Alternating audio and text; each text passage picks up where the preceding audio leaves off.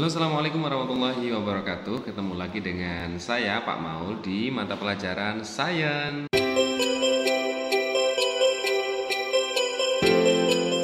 Baiklah, sebelum dimulai, Pak Maulana akan menanyakan beberapa hal. Kira-kira di sekitar kita ada benda menarik apa saja ya? Kemudian, apa yang bisa kita lakukan dengan benda-benda di sekitar kita?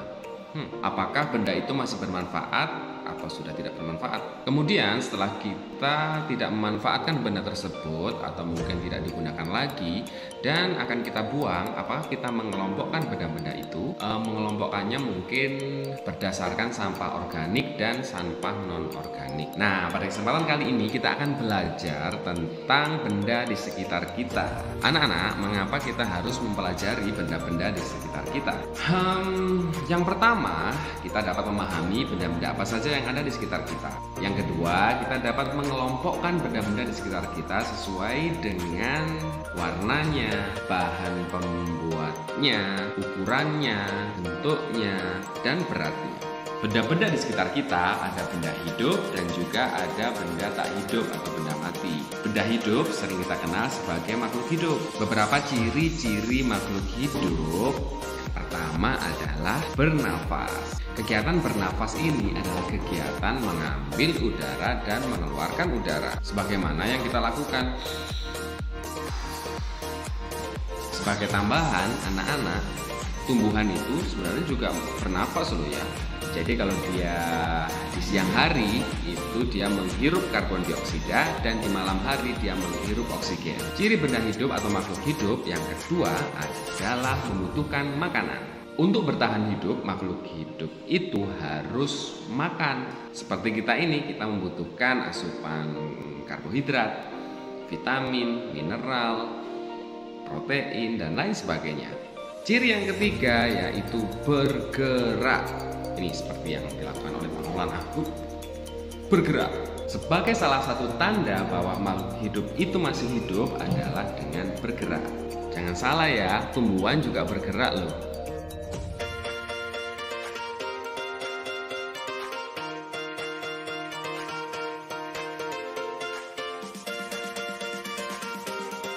Bergerak. Yang keempat yaitu berkembang biak.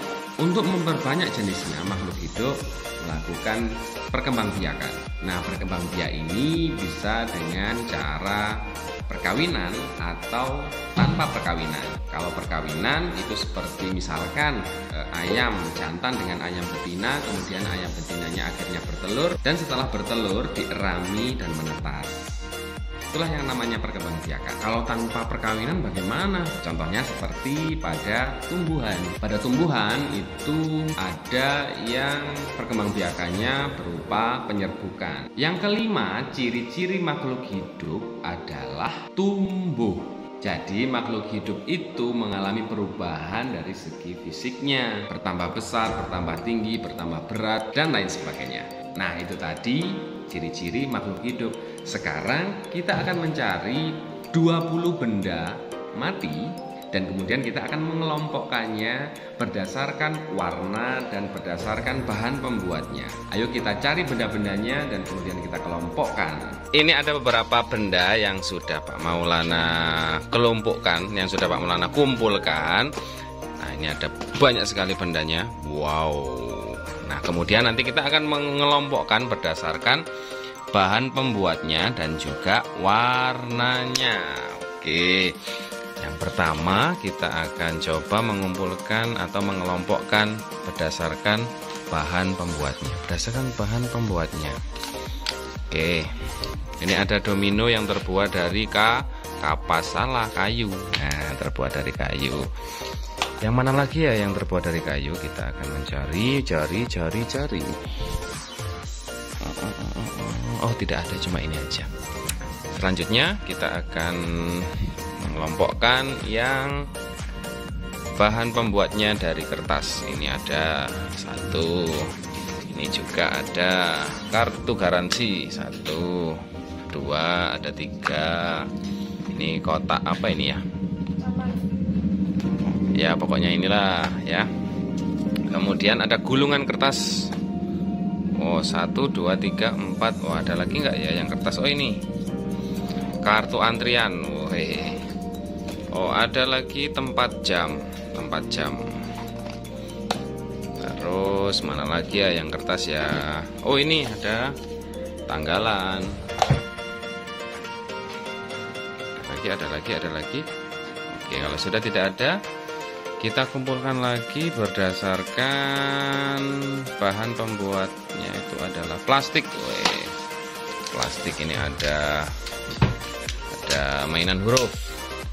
Plastik. Karet ini masuk plastik nggak ya? Masuklah.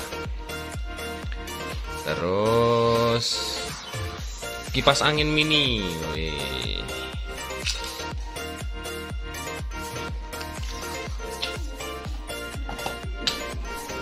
Oke, sisir.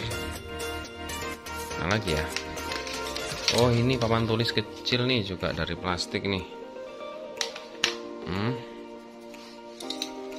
Ini colokan, paling banyak bahan pembuatnya plastik. Tahu kabel.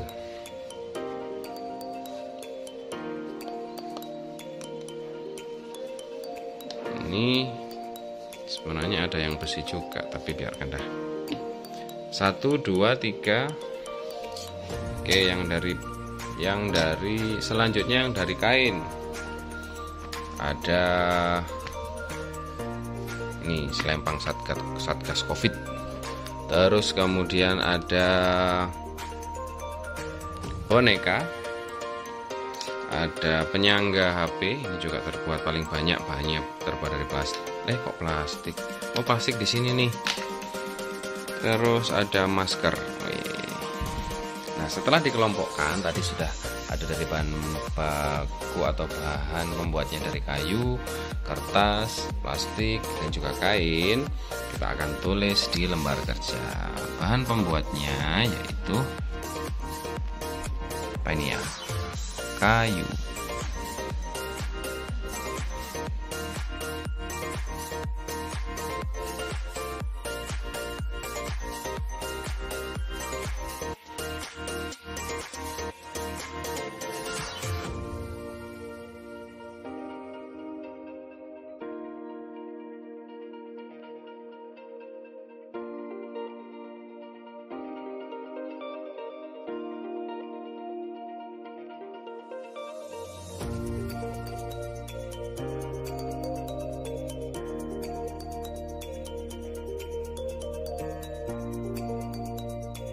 Kalender. Oke.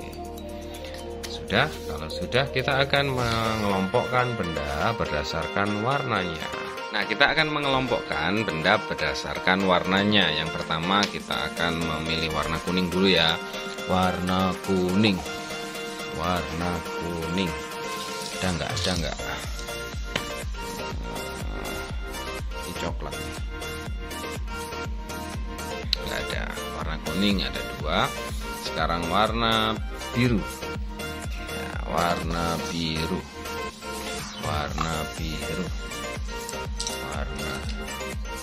Ini biru ya. Warna biru.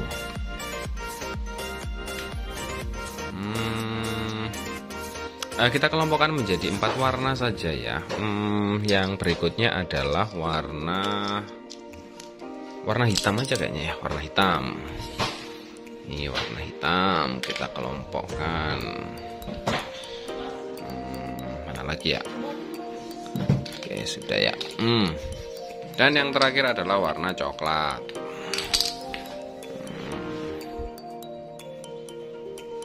Nah, kalau sudah kita kelompokkan, kita tulis di lembar kerja.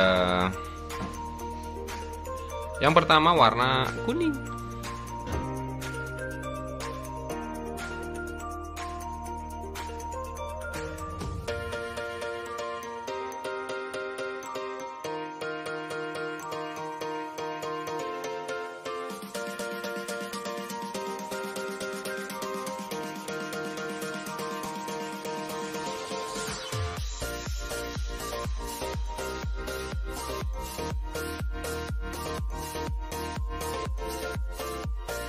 Ada mainan domino. selesai, jangan lupa dikasih nama.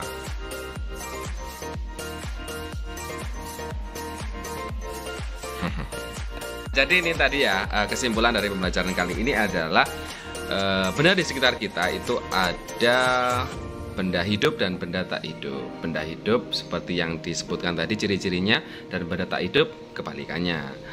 Bukan berarti benda mati itu tidak ada gunanya, karena benda mati ini digunakan oleh benda hidup atau makhluk hidup untuk memenuhi kebutuhannya sehari-hari.